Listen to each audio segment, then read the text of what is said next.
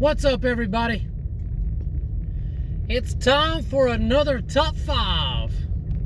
Top 5 accomplishments, achievements, things that I think you did really well, or someone did really well, on a disc golf trip.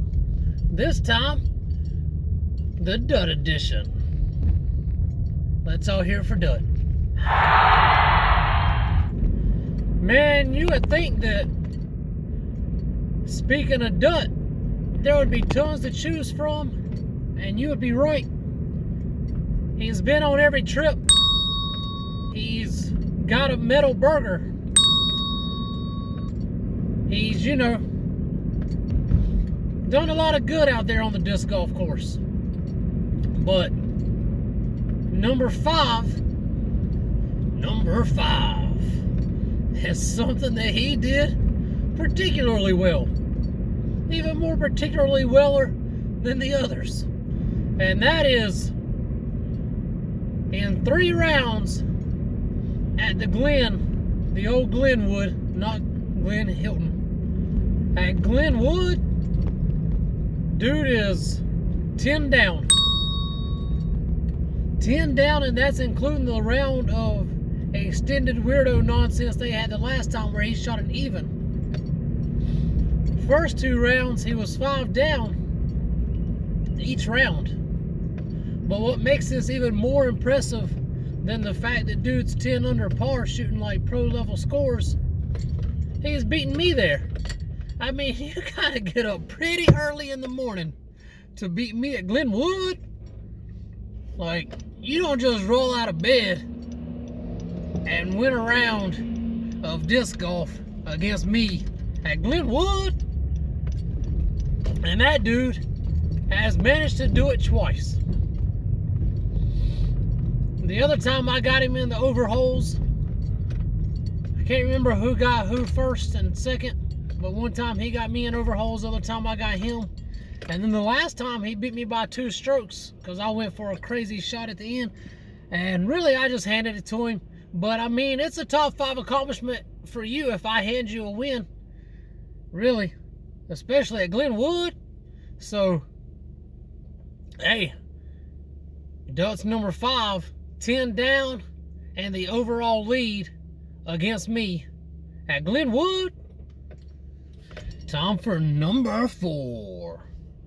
Man, anyone that follows Panorandom or has even been watching the Panorandom Flick series that you're watching now can probably guess Dut's number 4.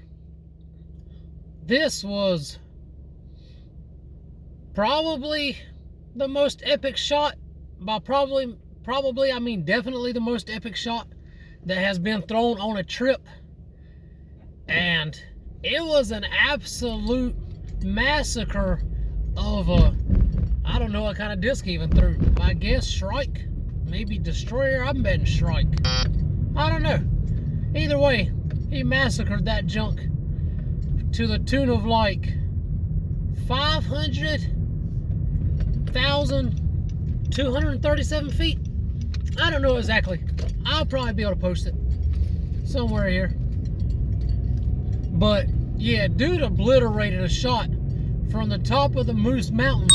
We honestly, it's flying through the air. We thought it was going to kill the moose. That's probably what happened to the moose's wings at Moose Fly Mountain. Was Dut knocked it off with that frickin' howitzer that he shot from the top of that hill. Under the trees is right.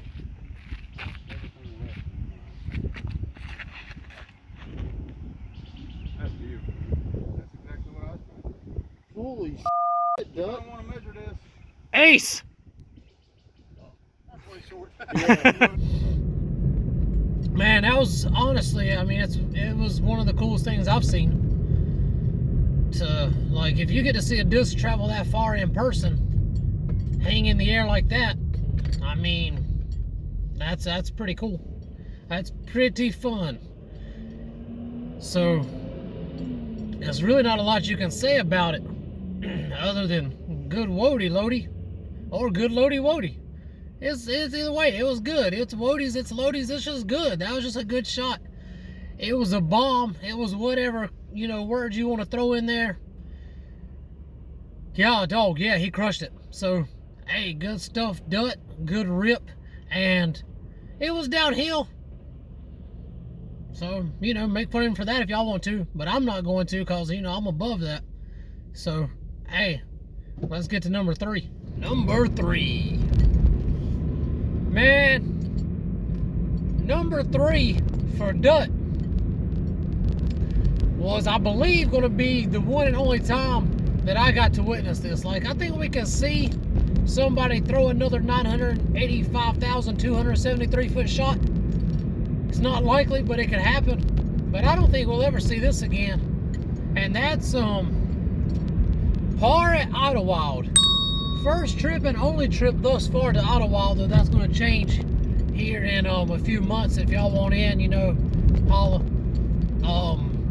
But we'll be making the return trip to Idlewild, and I gotta tell you, I'm willing to put some money down that I beat my score by more than Duck beat his score. I don't know if he's got the John Sasko wholeness to take that bet or to pet a deer, but if he's got it, we can make the bet. I'll definitely beat my score by more than he beats his score by. So, dude went out to Idlewild first time and shot like 1,050 rated round or something. He just dissected it. Didn't really miss the fairway, which I don't know how you never miss a fairway at Idlewild.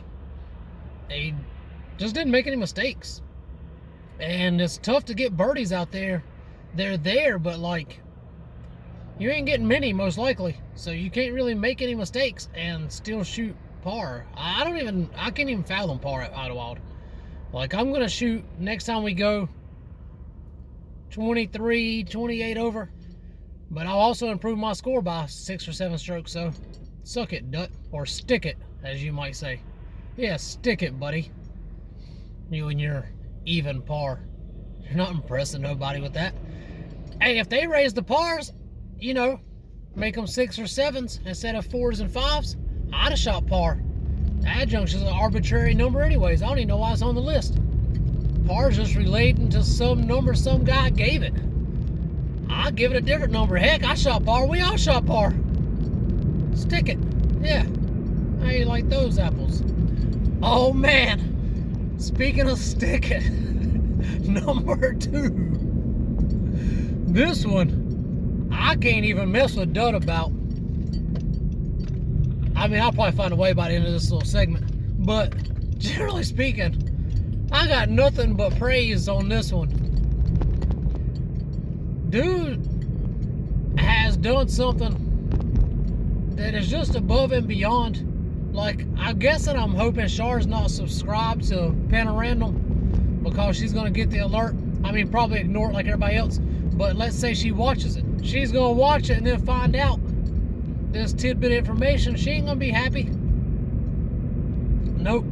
She ain't going to be happy. But Dut has done, I mean, really, just definitely the most generous thing on any of the trips.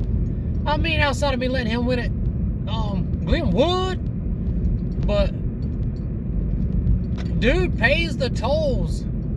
And like, at first he was the one driving through them, and so it was cool he was paying them, but like, I offered to pay half, and you know, he wouldn't take it.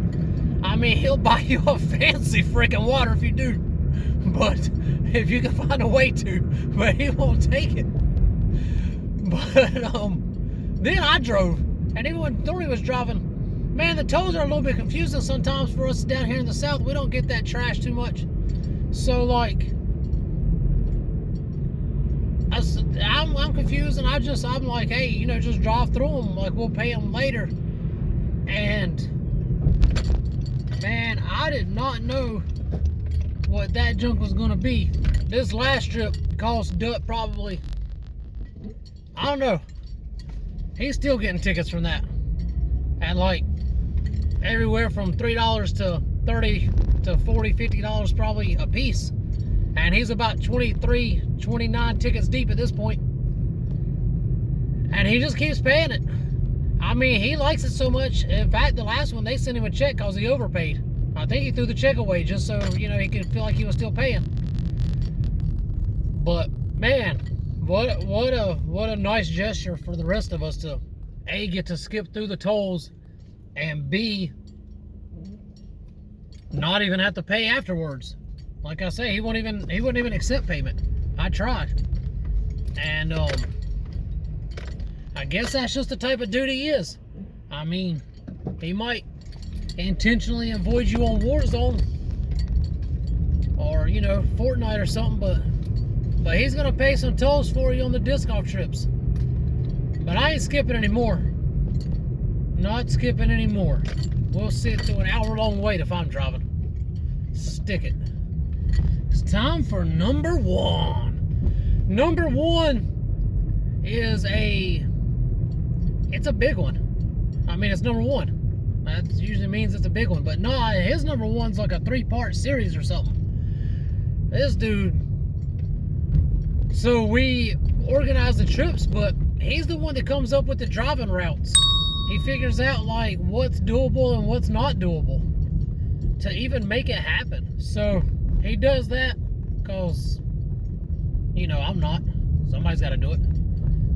And he finds the food places we're going to eat at every trip. We have, or not necessarily the food places we're going to eat at, but he finds like the local food. Like if the big things there, the big thing there is like buffalo feet, he finds the buffalo feet. And then he will find out where we can eat the buffalo feet. We don't have to go to that spot because he's a good dude. He'll pay the tolls to go somewhere else. But he finds the stuff for us. It's a lot of like looking into junk that he does before the trips even happen. So he's behind the scenes making that happen, finding the foods. But before even all of that, he's the one that not only comes up with the food and the route, but he came up with the idea of the 50 by 50 to begin with. So trying to hit all 50 states by the age of 50, that was Duts' brainchild. If there's going to be an accomplishment or, you know, something that you give credit to with the trips, I mean, coming up with the whole theme idea, all that stuff, that's got to be number one. And so that's Duts' number one. Appreciate you. And just keep finding us some food, bro, because I'm hungry and I'm about to go eat. So eating on disc golf trips, yay. Right at the fire pit.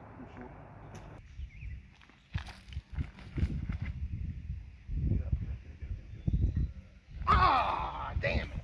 The one we just found. Where's it go? Like water down there? Over the river, in that patch on the other side of the woods. Or in the river? Oh, it's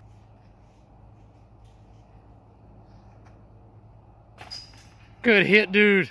Or this one. this is beautiful.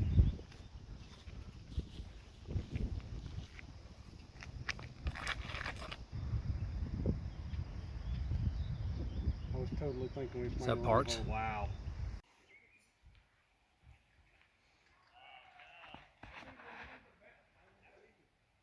That's got to come back. Not gonna make it. And that's a wrap.